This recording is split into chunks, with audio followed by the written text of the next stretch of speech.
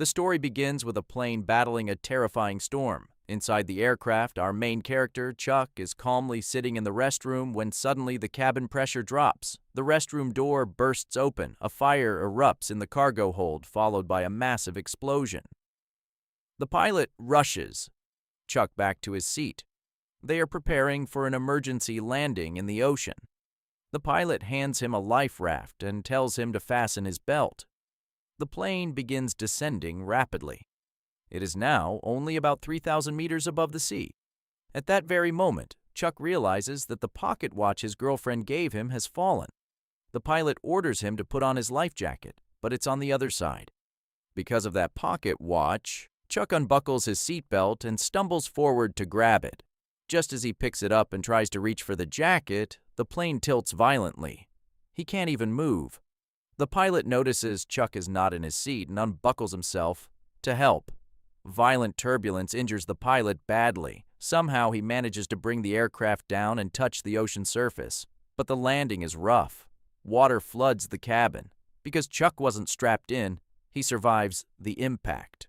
Suddenly, the upper section of the plane tears open and seawater rushes inside. Fortunately, Chuck is holding the inflatable raft.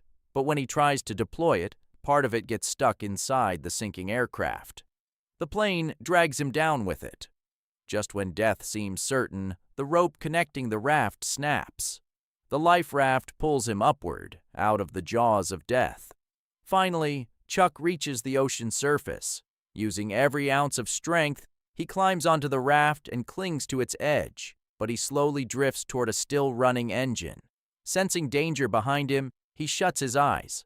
Suddenly, the engine explodes. The blast wave throws him back into the sea. The plane sinks completely beneath the water. But the danger isn't over. Chuck now faces violent winds and massive waves. He grips the raft rope tightly as wave after wave crashes into him.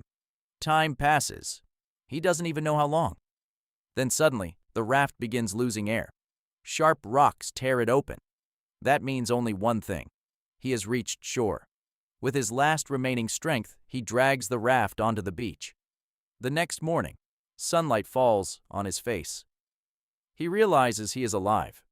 He is washed up on a small island, but surviving death brings no comfort. He has no idea what dangers await him on this unknown land. He begins walking along the shore, collecting scattered items from the plane wreckage. He searches the island for other survivors, but when he looks around, he is greeted only by endless silence. It is clear now. He is trapped on an island that doesn't even exist on the map. Is anyone here? To avoid dying here, he starts thinking of ways to survive. For now, the only thing he can do is write "help" on the beach. Night falls quickly. He hopes a passing boat will see him. But as darkness deepens, hope slowly turns into fear. Strange jungle sounds echo around him. He trembles all night. The next day, he builds a temporary shelter using collected debris. He checks the plane cargo. The only meaningful item left is the pocket watch his girlfriend gave him. Before leaving on a business trip, Kelly had given Chuck that watch so that when he returned by Christmas, they would get married. But the crash stopped everything.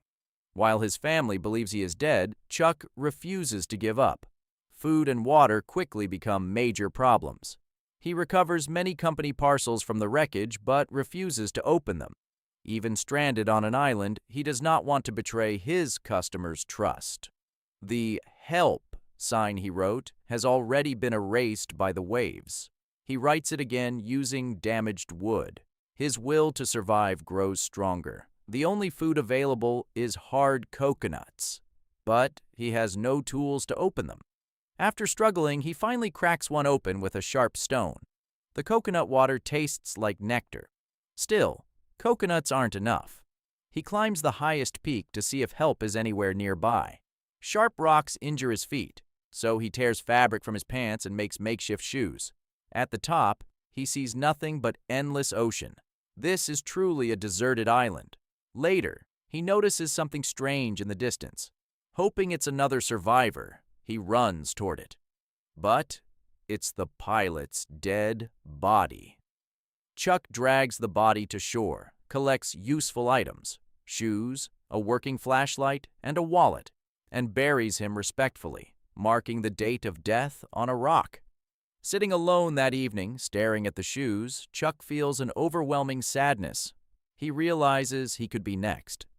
The next day, he learns survival skills. He collects morning dew and coconut shells for drinking water. He sharpens a stick to make a spear for fishing. One night, he sees a distant light at sea. He screams and flashes his torch, hoping to be seen, but the light disappears.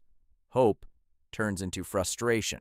At sunrise, he takes the damaged raft and tries to reach where he saw the ship, but the waves push him back every time.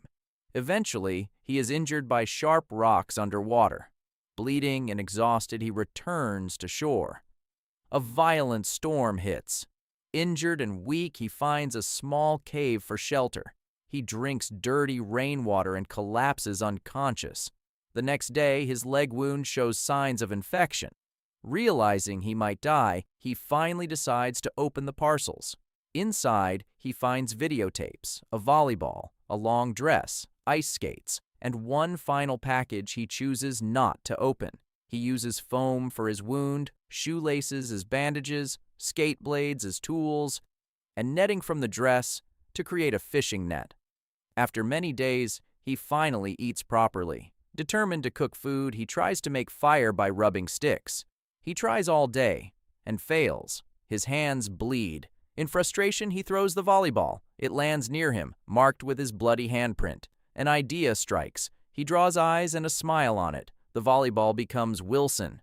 Wilson becomes his friend.